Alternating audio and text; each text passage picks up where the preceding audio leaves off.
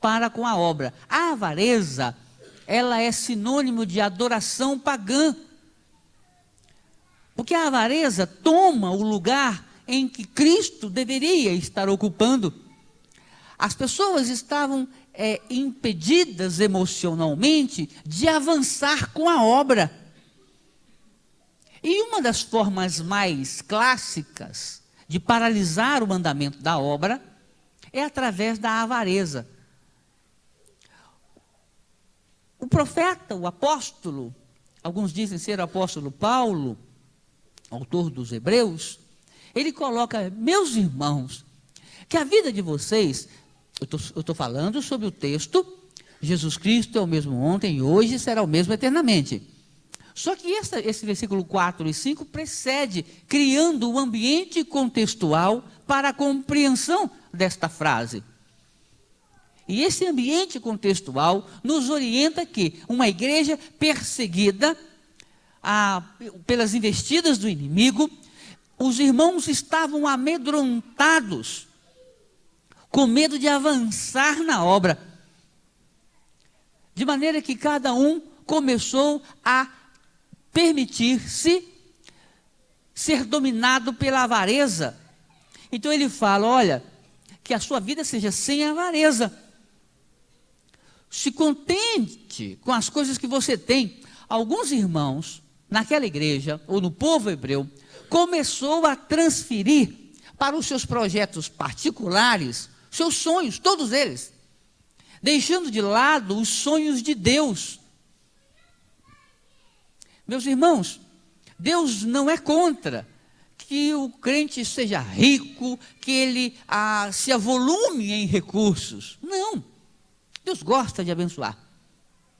O problema é que algumas pessoas, pelas investidas que estavam recebendo, começaram a se tornar avarentas com a obra do Senhor e colocando todas as suas expectativas nas realizações pessoais, nos seus projetos particulares.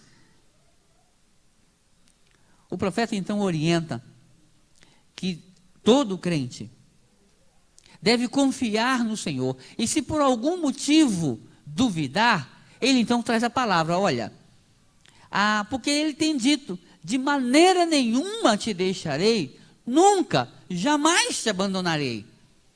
Quando nós somos tentados a duvidar da capacidade de Deus em nos sustentar, da capacidade de Deus em nos livrar das provações, e somos dominados pela avareza, a gente acaba perdendo uma das mais preciosas bênçãos, que é a capacidade de acreditar que Deus trará a provisão no momento certo, seja ela qual for.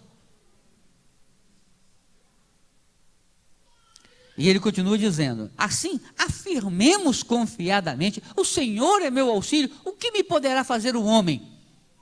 Aí essa frase parece fora de contexto, porque ele está dizendo que os crentes deveriam se soltar na obra, impedir que a avareza tomasse conta do seu coração. Aí ele coloca uma frase: o que me poderá fazer o homem? Irmão, uma das estratégias do inimigo é colocar pessoas para nos confrontarem. E não é assim quando você começa a se envolver com Cristo? Você começa a buscar santidade, daí a pouco começa a aparecer problema. Você diz: olha, eu vou colocar meu coração diante de Deus, e eu vou formar amigos, e eu vou evangelizar essas pessoas, vou levar a Cristo. Você começa a ter problema. Coisas que te atrapalham, coisas que tiram sua motivação em se envolver na obra. Qual é, meus irmãos, o maior motivo dos crentes que deixam suas igrejas tomarem essa decisão? Talvez venha à sua mente: é o pecado, pastor. A pessoa peca e se afasta. Meu irmão, minha irmã, o menor índice de afastamento tem a ver com o pecado. O maior número das pessoas que se afastam da igreja, da obra, tem a ver com indisposição com outro irmão em Cristo da mesma igreja. Por isso que ele coloca aqui, não temerei, que me poderá fazer o homem? O homem, servo do Senhor, serva do Senhor, de alguma forma, quando não toma cuidado, ele dá a oportunidade ao inimigo de Deus, de alguma forma usá-lo para impedir que o outro se envolva mais na obra. Comece a buscar a vida de santidade, comece a buscar uma vida de oração, comece a se envolver no trabalho, comece a disponibilizar para o serviço, comece a ofertar na obra do Senhor. Sabe o que o diabo vai mandar?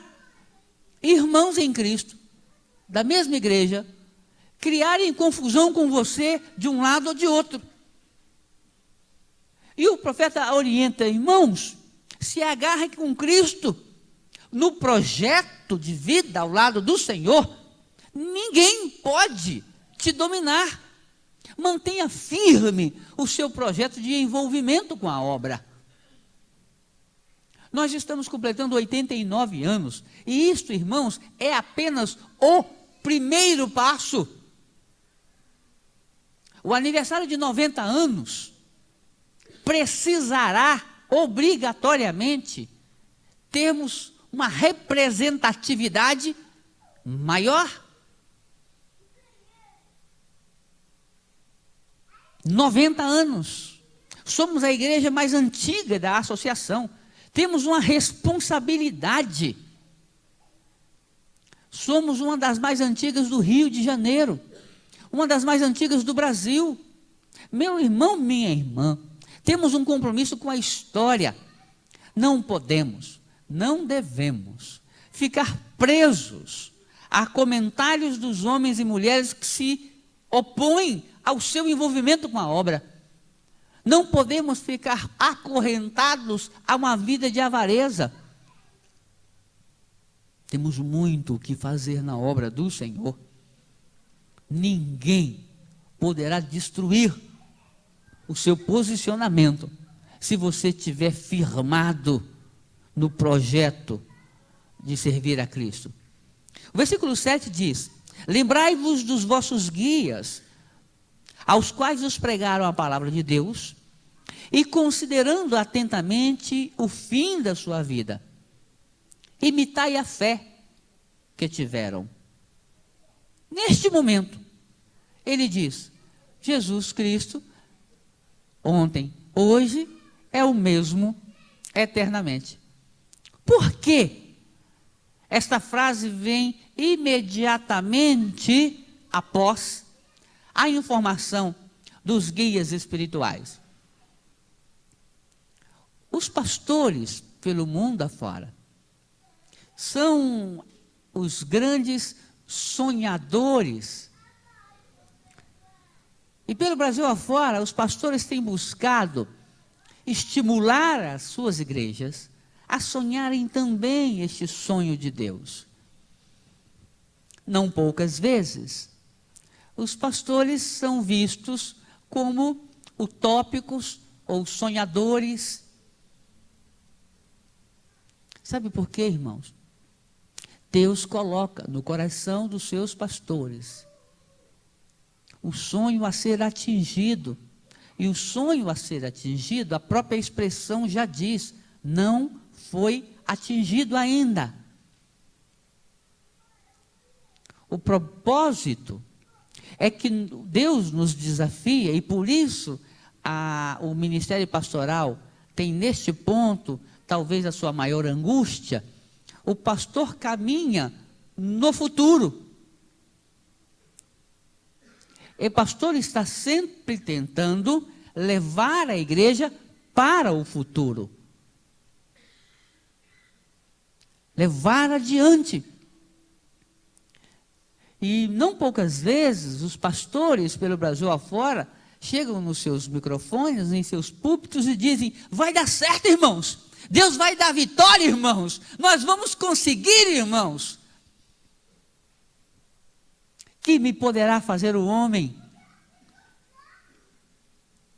Se a igreja do Senhor estiver sem avareza, agindo pela fé, Fé